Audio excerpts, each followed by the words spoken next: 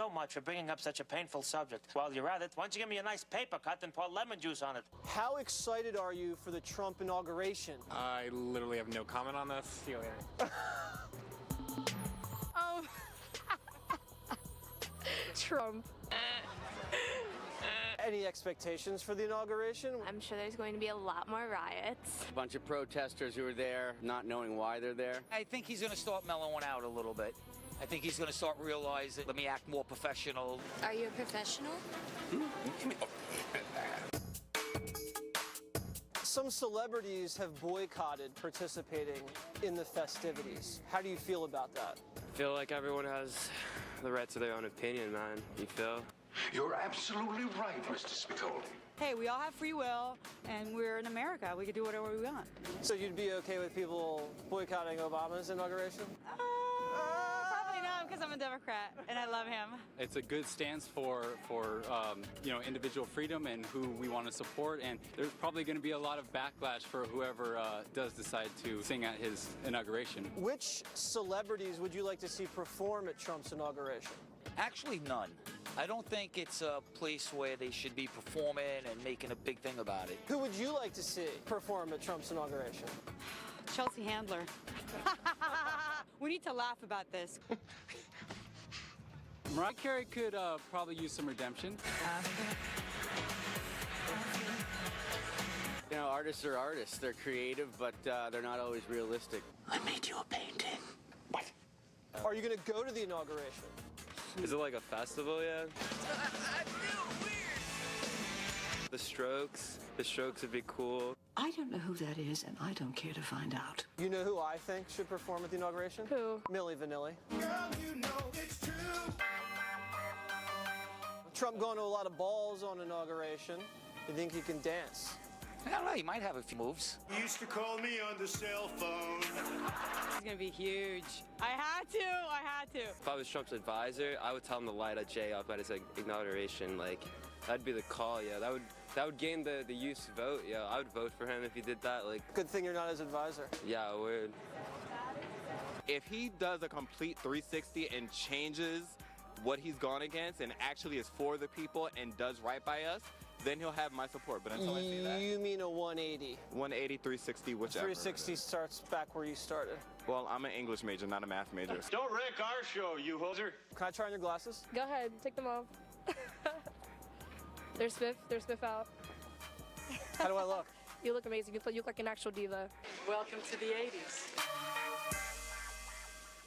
All right, here's Waters. So your program on Saturday got big ratings, right? I can't believe it. Football was on, and people actually watched my show. I'm shocked. Did you know the game was about as boring as a game could possibly be? That's why I was so glad. But congratulations. Thank you. You know, the numbers were good. Thank you. And the second question I have for you is that on Friday you make your debut with the Spin Stops Here show in Tulsa, Oklahoma. Yes. How nervous are you? I was thinking about popping my collar, but the people in Oklahoma told me that sends the wrong message Yeah, there. they'll hang you there. I know. And Miller and I are not going to save you. You know that. You're not? If you die on that show, you die.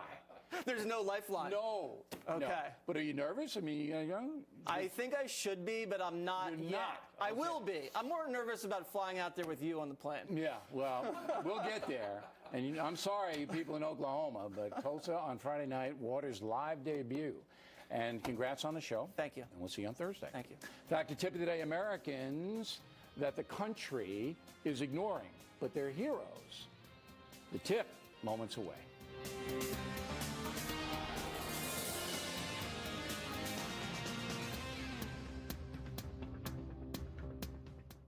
How long has it been? Analyze the Tucker Carlson News program. Tucker Carlson tonight, as opposed to this morning, moves to 7, moves to 9 from 7. You were on at 7. You're going to be on at 9 right after the factor. And Carlson, you're very fortunate to have my lead in with the ratings here, you know? Yes, I am. Trust me, I'm very aware of that. Yes. So thank you. Check is in the mail. Are you going to cover this Globes thing tonight, and how are you going to do it? Yeah, we are. I mean, I agree with everything you said. Whenever privileged people act like victims, though, it annoys me so much I almost can't control myself. But I think there are a couple deeper questions worth exploring. The first is, and I'm not doing this to defend Trump, he can defend himself, he's got Twitter. But the first is, Hollywood is a business, it's a mass market retail business. do they understand their customers? They seem to hate them, which is striking to me. That's maybe one of the reasons Hollywood's in trouble financially. And the second question is, have they learned anything from the election? Like everybody, me, you, everyone watching it, pause the next day to think, wow, what does this mean? I didn't expect this to happen. They haven't. And they've sort of retreated in on themselves and decided the rest of the country is just evil, and that's the explanation. But I think that's worth batting around. I'll tell you what's going on there, Carlson. So write this down for your show, okay? So this is what's going on. For these people, this is a business decision, not a political decision. Doesn't come from the heart. Meryl Streep might be an exception because she's a vowed liberal and, you know, she doesn't have to pander for jobs. They come to her.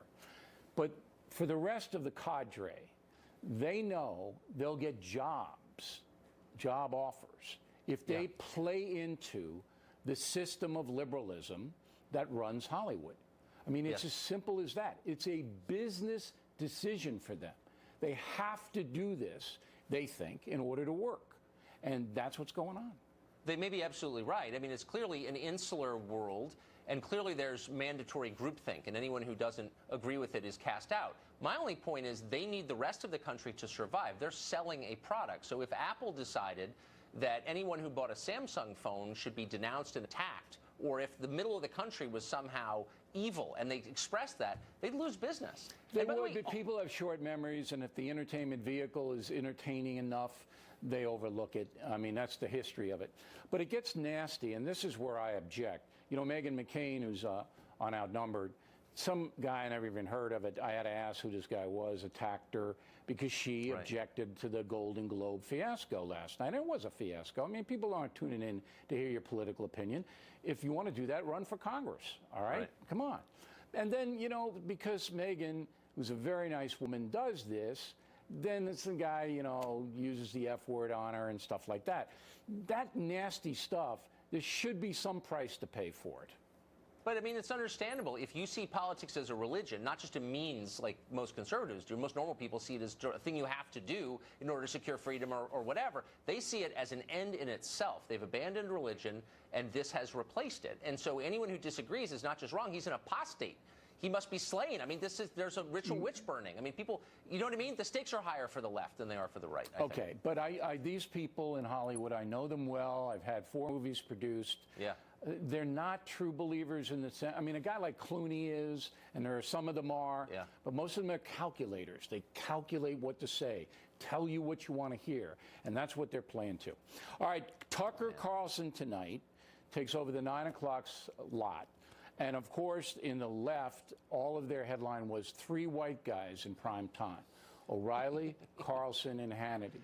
The 3 white guys. It's not the 3 amigos, because we could do that, but you can't wear the sombrero anymore, so that's out, okay? It's the 3 white guys. Yeah, heard that. I mean, can't apologize for my gender. You know what? As the kids are saying now, I was born this way. But talent doesn't have anything to do with it anymore. You know, that's you true. earned. I hate to say this, Carlson, but you earned your slot at 9 because you did very well at 7.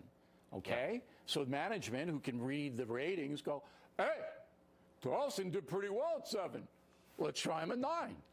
Doesn't matter whether you're white or Chinese. It's about getting people to watch you. Last word. I love your talent invitation. That's awesome. Thank you. I've been in this business way too long, Carlson. You'll be doing what I'm doing 20 years from now. I can't wait. Thank you, Good luck on your show. See you, man. When we come right back, there's going to be a lot of bad vibrations as Donald Trump's cabinet nominees come up for confirmation this week. Brett Baer has some thoughts. Then Waters talking the inauguration with the folks. Any advice for President-elect Donald Trump? Run. For a second term? No, run, period. The Factor will be right back. Patriots Day is one of the top 10 films of the year. Brett Baer. We'll get to that book in a moment. I'm not going to cover these hearings that much on a Factor because it's politicking. Now, I know you live and breathe for that. I do. On special Every report. second. Right. And I'm glad you're covering it so the folks know where to get it. But do I want to hear the nominees, Trump's cabinet nominees, you know, smeared? And I really don't want to hear that. Well, listen, every administration has to go through this process. Right. You have to ask the tough questions. Every administration, even though it appears that they have the votes to get them all through, especially thanks to Democrats in 2013 changing the rules, now all they need is 51 votes to get these nominees through. In the Senate. But remember that Tom Daschle got tripped up about taxes and ended up being not the HHS secretary. He was the former Senate Majority Leader. Nobody saw that coming.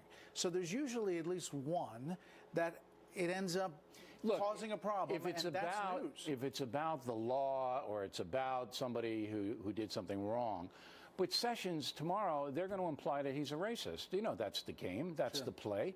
You know, Senator Sessions is a racist, so he can't be Attorney General. This is the cheapest form of political discourse. And you know, I hate to even mention it, but it's going to happen. It is going to happen. And frankly, some of it is about firing up the base. Some of it is about delaying and building up kind of this momentum that Democrats think the inauguration could produce for protests and other things. But the bottom line, Bill, is that most, if not all, of these nominees are going to get through without problems. Well, I was just going to ask you that. So unless there's a major faux pas on the part of the nominee, all right, it's going to happen that they will be confirmed. But the unpleasantness and the nastiness at this juncture in our history is off the chart. Yeah, and there are a few who will be targeted. Rex Tillerson, Secretary of State, he's in the crosshairs because of ties to Russia. There's a new article about dealings that Exxon had with Iran. You mentioned Sessions, Tom Price at HHS. There's some concerns about his investments in the past. Okay, but and DeVos at Education, there will be a huge teachers union, as you know, push. So it's grandstanding. The Democrats will grandstand. Now, the Republicans, they pretty much let Obama's nominees in 2009 get right through, right? They did. The interesting thing about Schumer's response today, he sent this letter out. It's a copy of a letter Mitch McConnell sent to Harry Reid in 2009, saying these things have to be done before we can move these appointees forward. And there's a bullet point list of all these things that have to be done. He crossed out Harry Reid's name and put Mitch and sent him back the letter today. Okay. And, you know, it's politics, but those things have not been done, and Democrats will push on that. So I'm going to try to avoid this, but if there is a smear fest, then we'll cover it tomorrow. Now, President Obama has his address telling us how he's the greatest president of all time, except for Dwight Eisenhower. And you just wrote a book on Eisenhower, 3 Days in January, Dwight Eisenhower's final mission. Now, is this book relevant to today? It is. How? First of all, this is 3 days. January 17th, Eisenhower delivers his farewell address. 3 days later, JFK delivers his inauguration speech. The farewell address is designed for a couple of things. One is a warning to Kennedy about caution on the national security front. The military-industrial complex is the line that gets a lot of attention. There's also talk about deficits, about bipartisanship. So he's giving advice to the young JFK. He is. And the country, a blueprint for the way forward. What happened was, as you know, researching these things, you find these nuggets. Oh, absolutely. And we found oral histories that had not been tapped, stuff that had never been explored on this particular 3 days. And I used that to jump back and look at Eisenhower's presidency in kind of a narrative way. So I like Ike, you know? I mean, you think he was a good president, right? I do. And the determination, I mean, people can decide at home after they look at all he got done. Well, Fox News is covering the history industry, that's for sure. But it needs to be covered. Brett Baer, everybody, thanks for coming in. We appreciate it. Thanks, Bill. Good luck on the book. Waters on deck. Let's talk to the folks about the upcoming inauguration. Waters is next.